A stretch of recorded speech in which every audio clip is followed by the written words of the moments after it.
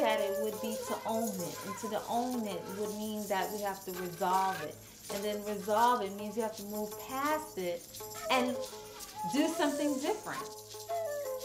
The African burial ground is probably the most important archaeological find of the 20th century.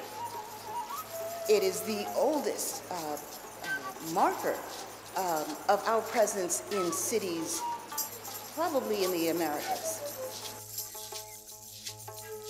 That area of Lower Manhattan represents, it's a site of power, a site of commerce, a site of exchange. And we played a very vital role in maintaining the commerce and economy of then New Amsterdam under the Dutch and later New York under the British. We were once objects of commerce. We were sold. So in digging, they essentially not just found the remains of our ancestors, but they subconsciously or unconsciously or unwittingly allow their voices to be heard. I mean, think about it. We've got layers and layers of history, of time, of knowledge that has been suppressed in that space.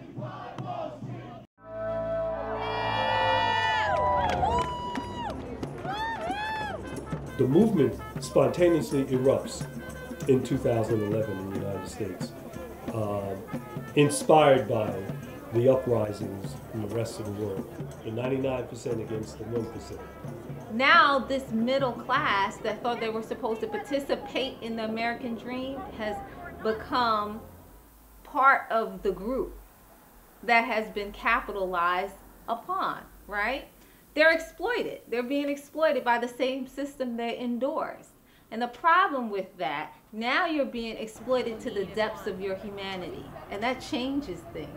Now, internally in the movement, in the Occupy Wall Street movement, internally, the young people, predominantly white, come with the normalcy of the American citizen. That is, they come with racist constructs. That's the norm. So they don't see the importance initially of connecting their movement with the already on-the-ground movements of Black and Latino people in here in New York City and whatever. It is the folk of color who have to intervene and say, wait, this is great, but you got to link up with us, or we should be there and we should have just the same amount of voice as you have. And that's where the tension lies in now in the Occupy Wall Street movement. You have the Occupy the Hood movement going on, and the various subsidiaries of that. If you're not rich and you don't have money, it's your fault. It's not the country's fault. They've taken all the jobs and outsourced them overseas. We don't have in the United States of America. We are part of a global world now, which is controlled by corporations. We gotta wake up. You're poor or you're in this position because you did something wrong, right? So the person becomes wretched, as opposed to there are a certain set of social conditions that are slated for a certain group of people. The moment you refuse the human rights for just a few, what happens when that few includes you? Civil war. Racism at the simple level, soundbite level, is prejudice plus power. You can be prejudiced and have no power to act on your prejudice in any institutional or structural way. And the vast majority of Black folk are in that position.